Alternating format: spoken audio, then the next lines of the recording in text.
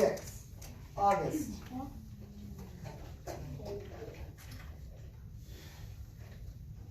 Now remember, each of the sections starts with a quote from some literature. What a piece of work is a man, how noble in reason, how infinite in faculty, in form and moving, how express and admirable, in action, how like an angel, in apprehension, how like a god, the beauty of the world. And that was by William Shakespeare in Hamlet. North Pole. The spud lamp was a big hit at the science fair. Jack and I got an A for it. It was the first A Jack got in any class all year long, so he was psyched. All the science fair projects were set up on tables in the gym. It was the same setup as the Egyptian Museum back in December, except this time there were volcanoes and molecule dioramas and the tables instead of pyramids and pharaohs. And instead of the kids taking our parents around to look at everybody else's artifact, we had to stand by our tables while all the parents wandered around the room and came over to us one by one. Here's the math on that one. 60 kids in the grade equals 60 sets of parents and doesn't even include grandparents. So that's a minimum of 120 pairs of eyes that find their way over to me. Eyes that aren't as used to me as their kids' eyes are by now. It's like how compass needles always point north, no matter which way you're facing. All those eyes are compasses, and I'm like the North Pole to them. That's why I still don't like school events that include parents. I don't hate them as much as I did at the beginning of the school year. Like the Thanksgiving Sharing Festival, that was the worst one, I think. That was the first time I had to face the parents all at once. The Egyptian Museum came after that, but that one was okay because I got to dress up as a mummy and nobody noticed me. Then came the winter concert, which I totally hated because I had to sing in the chorus. Not only can I not sing at all, but it felt like I was on display. The New Year art show wasn't quite as bad, but it was still annoying. They put up our artwork in the hallways all over the school and had the parents come and check it out. It was like starting school all over again, having unsuspecting adults pass me on the stairway. Anyway, it's not that I care that people react to me. Like I've said a gazillion times, I'm used to that by now. I don't let it bother me. It's like when you go outside and it's drizzling a little, you don't put on boots for a drizzle. You don't even open your umbrella. You walk through it and barely notice your hair getting wet. But when it's a huge gym full of parents, the drizzle becomes like this total hurricane. Everyone's eyes hit you like a wall of water. Mom and Dad hang around my table a lot, along with Jack's parents. It's kind of funny how parents actually end up forming the same little groups their kids form. Like my parents and Jack's and Summer's mom all like and get along with each other. And I see Julian's parents hang out with Henry's parents and Miles's parents. And even the two Max's parents hang out together. It's so funny. I told Mom and Dad about it later when we were walking home, and they thought it was a funny observation. I guess it's true that like sees like, said Mom. The Auggie doll. For a while, the war was all we talked about. February was when it was really at its worst. That's when practically nobody was talking to us, and Julian had started leaving notes in our lockers. The notes to Jack were stupid, like, "You stink, big cheese," and "Nobody likes you anymore." I got notes like "freak," and another that said, Get out of our school, orc. Summer thought we should report the notes to Ms. Rubin, who was the middle school dean, or even Mr. Tushman. But we thought that that would be like snitching. Anyway, it's not like we didn't leave notes too. But ours weren't really mean. They were kind of funny and sarcastic. One was, "You're so pretty, Julian. I love you. Will you marry me? Love, Beulah." Another was, "Love your hair, XOX, Beulah." Another was, "You're a babe. Tickle my feet, XO, Beulah." Beulah was a made-up person that me and Jack came up with. She had really gross habits, like eating the green stuff in between her toes and sucking on her knuckles. And we figured someone like that would have a real crush on Julian, who looked and acted like someone in a Kidsy Bop commercial. There were also a couple of times in February when Julian, Miles, and Henry played tricks on Jack. They didn't play tricks on me, I think, because they knew that if they got caught bullying me, it would be big time trouble for them. Jack, they figured, was an easier target. So one time they stole his gym shorts and played monkey in the middle with them in the locker room. Another time, Miles, who sat next to Jack in homeroom, swiped Jack's worksheet off his desk, crumpled it in a ball, and tossed it to Julian across the room. This wouldn't have happened if Miss Petosa had been there, of course, but there was a substitute teacher that day, and subs never really know what's going on. Jack was good about this stuff. He never let them see he was upset, though I think sometimes he was. The other kids in the grade knew about the war. Except for Savannah's group, the girls were neutral at first. But by March, they were getting sick of it. And so were some of the boys. Like another time when Julian was dumping some pencil sharpener shavings into Jack's backpack, Amos, who was usually tight with them, grabbed the backpack out of Julian's hands and returned it to Jack. It was starting to feel like the majority of the boys weren't buying into Julian anymore. Then a few weeks ago, Julian started spreading this ridiculous rumor that Jack had hired some hitman to get him and Miles and Henry.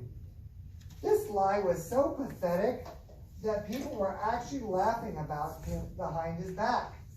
At that point, any boys who had still been on his side now jumped ship and were clearly neutral. So by the end of March, only Miles and Henry were on Julian's side. And I think even they were getting tired of the war by then. I'm pretty sure everyone stopped playing the plague game behind my back too. No one really cringes if I bump into them anymore, and people borrow my pencils without acting like the pencil has cooties. People even joke around with me now sometimes.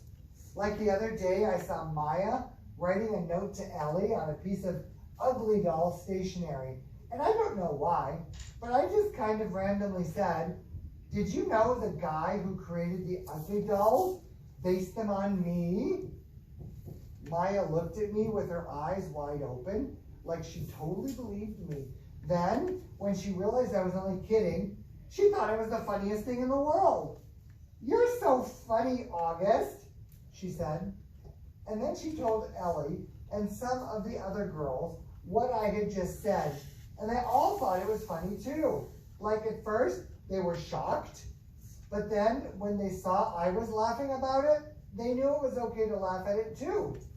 And the next day, I found a little Ugly Doll keychain sitting on my chair with a nice little note from Maya that said, "For the nicest Auggie doll in the world, XO, Maya." 6 months ago, stuff like that would have never happened. But now it happens more and more. And also, people have been really nice about the hearing aids I started wearing. Lobot. Ever since I was little, the doctors told my parents that someday I'd need hearing aids. I don't know why this always freaks me out a bit. Maybe because anything to do with my ears bothers me a lot. My hearing was getting worse, but I hadn't told anyone about it. The ocean sound that was always in my head had been getting louder. It was drowning out people's voices, like I was underwater. I couldn't hear teachers if I sat in the back of the class. But I knew if I told Mom or Dad about it, I'd end up with hearing aids. And I was hoping I could make it through 5th grade without having that happen. But then in my annual checkup in October, I flunked the audiology test, and the doctor was like, dude, it's time. And he sent me to a special ear doctor who took impressions of my ears. Out of all my features, my ears are the ones I hate the most. They're like tiny closed fists on the sides of my face. They're too low on my head, too. They look like squashed pieces of pizza dough sticking up out of the top of my neck or something. Okay, maybe I'm exaggerating a little, but I really hate them. When the ear doctor first pulled the hearing aids out for me and Mom to look at, I groaned. I am not wearing that thing, I announced, folding my arms in front of me. I know they probably look kind of big, said the ear doctor, but we had to attach them to the headband because we had no other way of making them so they would stay in your ears. See, normal hearing aids usually have a part that wraps around the outer ear to hold the inner bud in place. But in my case, since I don't have outer ears, they had to put the earbuds on this heavy-duty headband that was supposed to wrap around the back of my head. I can't wear that, Mom, I whined. You'll hardly notice them, said Mom, trying to be cheerful. They look like headphones. Headphones? Look at them, Mom, I said angrily. I'll look like Lobot. Which one is Lobot? Said Mom calmly. Lobot? The ear doctor smiled as he looked at the headphones and made some adjustments. The Empire Strikes Back? The bald guy with the cool bionic radio transmitter thing that wraps around the back of his skull? I'm drawing a blank, said Mom. You know, Star Wars stuff. I asked the ear doctor. Do I know Star Wars stuff? He answered, slipping the thing over my head. I practically invented Star Wars stuff. He leaned back in his chair to see how the headband fit, and then took it off again. Now, Auggie, I want to explain what all this is, he said, pointing to the different parts of one of the hearing aids. This curved piece of plastic over here connects to the tubing on the ear mold. That's why we took those impressions back in December, so that this part that goes inside your ear fits nice and snug. This part here is called the tone hook, okay? And this thing is the special part we've attached to this cradle here. The Lobot part, I said miserably. Hey, Lobot is cool, said the ear doctor. It's not like we're saying you're going to look like Jar Jar, you know. That would be bad. He slid the earphones on my head again carefully. There you go, August. So how is that? Totally uncomfortable, I said. You'll get used to them very quickly, he said. I looked in the mirror. My eyes started tearing up. All I saw were these tubes jutting out from either side of my head, like antennas. Do I really have to wear this, Mom? I said, trying not to cry. I hate them. They don't make any difference. Give it a second, buddy, said the doctor. I haven't even turned them on yet. Wait until you hear the difference. You will want to wear them. No, I won't. And then he turned them on. Hearing greatly. How can I describe what I heard when the doctor turned on my hearing aids, or what I didn't hear? It's too hard to think of words. The ocean just wasn't living inside my head anymore. It was gone. I could hear sounds like shiny lights in my brain. It was like when you're in a room where one of the light bulbs on the ceiling isn't working, but you don't realize how dark it is until someone changes the light bulb, and then you're like, whoa, it's so bright in here. I don't know if there's a word that means the same as bright in terms of hearing, but I wish I knew one, because my ears were hearing brightly now. How does it sound, Auggie? Said the ear doctor. Can you hear me okay, buddy? I looked at him and smiled, but I didn't answer. Sweetie, do you hear anything different? Said Mom. You don't have to shout, Mom. I nodded happily. Are you hearing better? Answered the ear doctor. I don't hear that noise anymore, I answered. It's so quiet in my ears. That white noise is gone, he said, nodding. He looked at me and winked. I told you you'd like what you heard, August. He made more adjustments on the left hearing aid. Does it sound very different, love? Mom asked. Yeah, I nodded. It sounds lighter. That's because you have bionic hearing now, buddy, said the ear doctor, adjusting the right side. Now touch here. He put my hand behind the hearing aid. Do you feel that? That's the volume. You have to find the volume that works for you. We're going to do that next. Well, what do you think? He picked up a small mirror and had me look in the big mirror at how the hearing aids looked in the back. My hair covered most of the headband. The only part that peeked out was the tubing.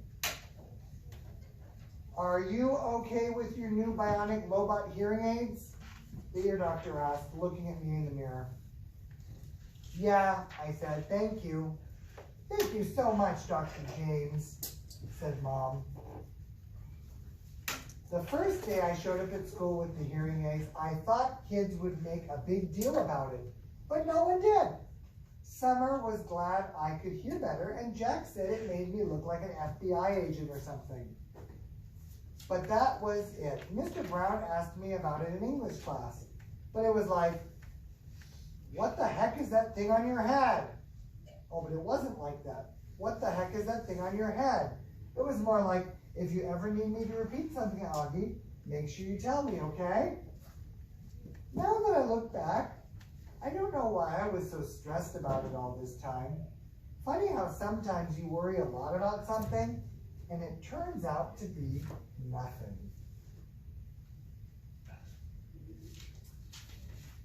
Via's secret. A couple of days after spring break ended, Mom found out that Via hadn't told her about a school play that was happening at her high school the next week. And Mom was mad. Mom doesn't really get mad that much, though Dad would disagree with that.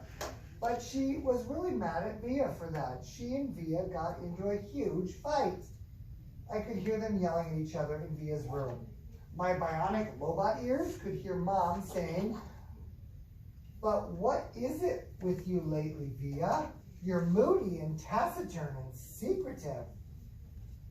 What is so wrong with me not telling you about a stupid play?" Via practically screamed. "I don't even have a speaking part in it."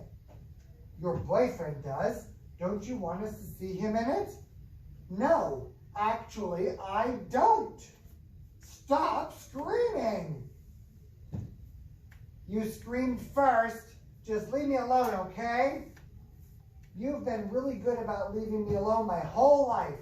So why you choose high school to suddenly be interested, I have no idea." Then I don't know what Mom answered, because it all got very quiet, and even my bionic robot ears couldn't pick up a signal.